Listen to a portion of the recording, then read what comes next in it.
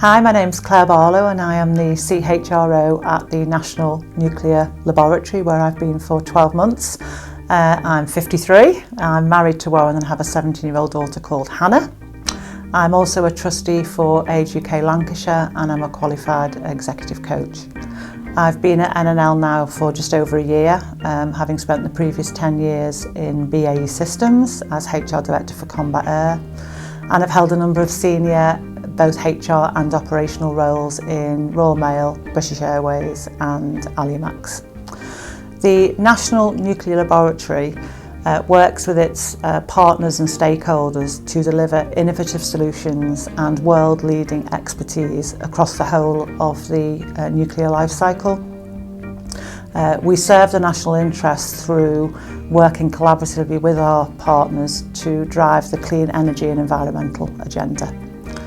The National Nuclear Laboratory is a government-owned organisation, but is quite unique in the fact that it actually is a commercial organisation. It gets no funding from the government. It makes its money through commercial contracts with its customers and then reinvests any earnings back into the field of science and technology and innovation. It has about 1,000 employees, but its reach is far beyond that. It works with its partners in the public sector and is custodian of all of the UK's unique nuclear facilities. It's been in existence as an entity since 2008, but its heritage is far older than that, I guess, and we employ some of the world's leading scientists, industry fellows and technical experts.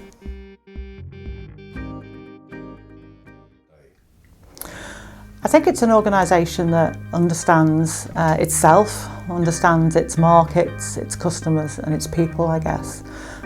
Couple of characteristics, I think, for me that stand out. I think it's an organisation that has a real clear purpose, something that the organisation and the people who work for it, as well as its customers, can relate to and connect to. And probably underpinned by a set of values that drives how things happen in that organisation. And I think that then gives people a choice about whether they want to be part or not part of a business that operates in that way. I think the second area, and it's some feedback that we get within NNL, is actually appreciating the individualistic nature of the people who work for you. You know, people are different. That whole diversity agenda is really strong at the moment. But I think it's around acknowledging that people want to do different work hours, people want to be paid differently, people get motivated in different ways, people learn differently, think differently. And I think a good employer is one that, whilst they have a clear set of values, is able to be agile and responsive and flexible to those needs. I think the third area for me is that as people bring their whole self to work more than they probably ever did, it's about making sure that a company is there to support that whole person, and whether that be through supporting them in their development or whether it be through health and wellbeing, and making sure that sort of wraparound, I guess, in terms of the whole person is there.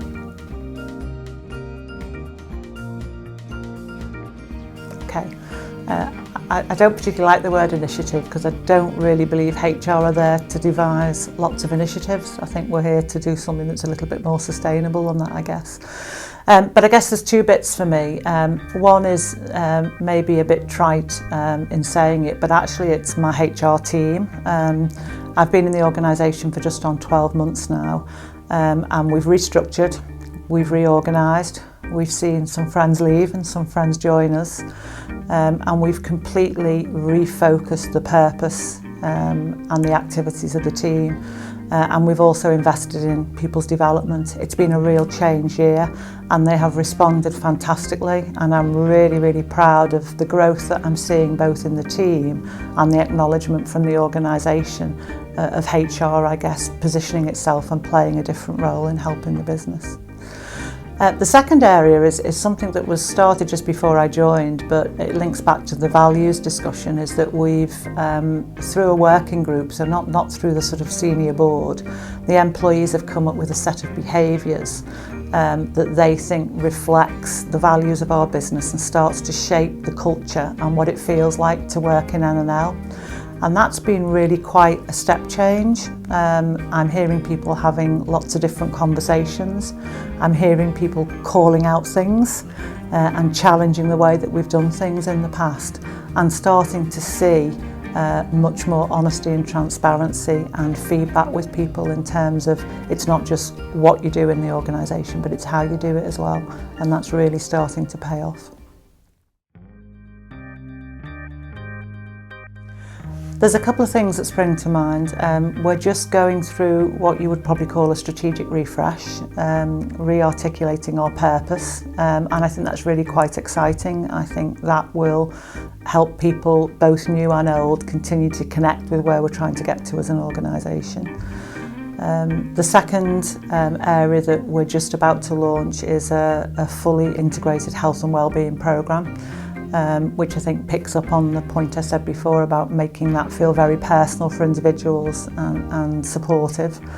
So I'm excited to see that develop. And I guess lastly is to continue the progress we're making in trying to listen better to our employees. We've got a tremendous working relationship with the trade unions at NNL and our employee representatives, and I think it's about continuing that dialogue and addressing some of the challenges that we have as a business.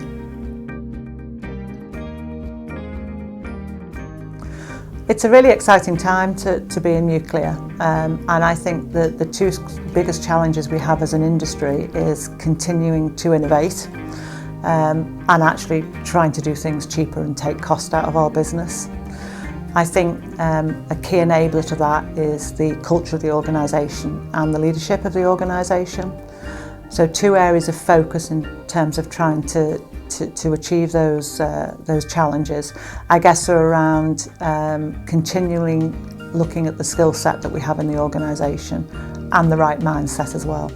So investing in skills and capability is a real key area for us, and that's right at the beginning end of the chain, which is influencing the education system to make sure we're getting people studying the subjects they need to do to come into science and technology. And then more importantly, how we develop them once we have them, and looking at how those career paths work in our organisation. We've got some racy challenges as an industry. We're obviously trying to recruit more women into the industry. I think there's something like 100,000 jobs that the industry is going to be creating over the next 3 to 5 years. So a big challenge. The mindset piece comes, I think, from making sure that we continue to get drive and passion from our employees, that they can feel connected, they understand the challenges that we're there to meet, and that they work cohesively and collaboratively to achieve that. I think that's a really good question. What it isn't about is writing lots of new HR policies and procedures. I think the biggest challenge we have is that we need to listen more. We need to listen, readjust, listen and readjust, and that means real time. I think one of the challenges we have is that, the days of the annual employee survey, customer survey, appraisals, I think are gone. In an innovative and fast-paced organisation, it needs to be much more real time. So that's certainly an area for us to have a look at. I think ongoing investment in skills and capability will always be there, and I think having a look at how you manage career paths and succession planning against the backdrop of trying to be innovative, I think is an interesting area for us to focus on. And last but no means least is the health and wellbeing piece. Just making sure that we're doing what's right for our business and we're doing what's right for our employee, and that's the sweet spot for me.